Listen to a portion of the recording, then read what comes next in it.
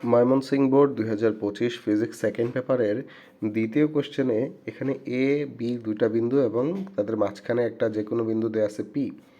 বলা আছে চিত্রে এ বিন্দুতে 1.5 ইন্টু 10⁻⁶ কুলম এবং বি বিন্দুতে 2.5 ইন্টু 10⁻⁶ কুলম চার্জ স্থাপন করা আছে।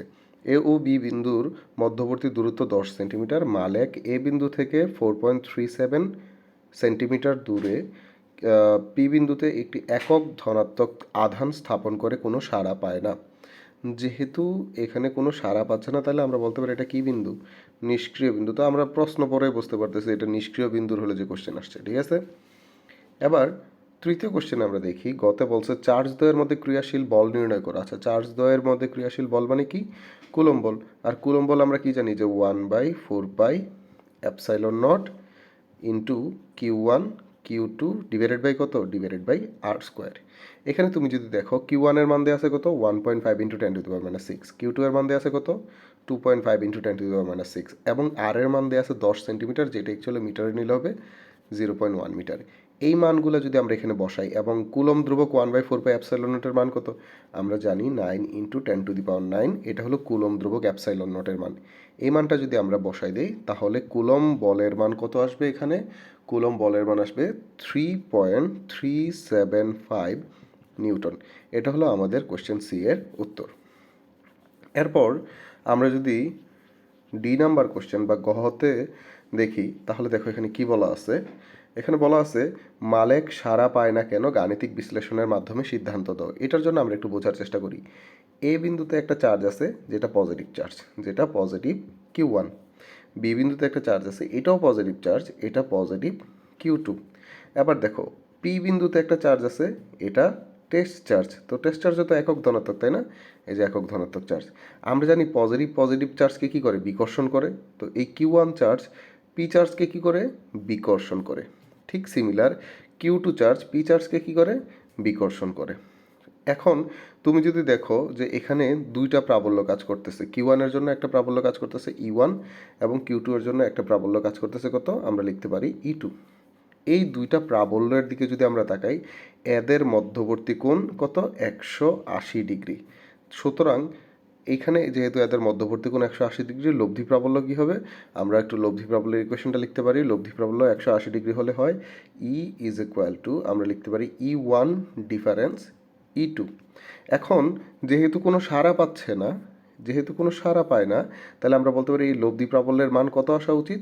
0 আসা উচিত। তাহলে আমরা সবার আগে E1 বের করি। তো E1 এর সূত্র আমরা কি জানি? 1/4πε0 কত হবে?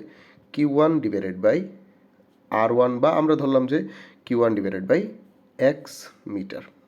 ঠিক আছে। এখানে দেখো x এর মান কি বলা আছে? এখানে x এর মান বলা আছে 4.37 সেন্টিমিটার। এটাকে আমরা লিখতে পারি 0.0437 মিটার। এই যে এটা হলো আমাদের x এর মান, ঠিক আছে। এবং Q1 এর মান কত? Q1 এর মান বলা আছে 1.5 ইন্টু 10⁻⁶। আর 1/4πε0 এর মান কত? 9 ইন্টু 10⁹। এই যে 1/4πε0 এর জায়গায় আমরা বসাবো 9 ইন্টু 10⁹।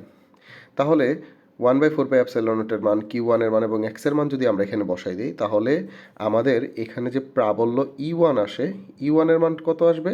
আমরা যদি ক্যালকুলেশন করি এটার মান আসবে 7.1 ইন্টু 10⁶ নিউটন পার কুলম। ঠিক আছে, এটা আসছে আমাদের E1 এর মান। ঠিক সিমিলারভাবে এখন আমরা কি করব? ঠিক সিমিলারভাবে Q1 এর জায়গায় শুধু কি বসাবো? Q1 এর জায়গায় আমরা বসাবো Q2 ডিভাইডেড বাই, আমরা এখানে কত লিখব? আমরা লিখব তাদের মাঝখানের দূরত্ব যদি হয় d, তাহলে আমরা লিখতে পারি d minus x whole square. ঠিক আছে, তাহলে আমরা কি পেয়ে যাব? তাহলে আমরা পেয়ে যাব E2। আর এই যে এখানে আমরা 1/4πε0 এর মান কিন্তু জানি, তুমি একটু খেয়াল করো। এইখানে আমরা কি জানি? 1/4πε0 এর মান জানি।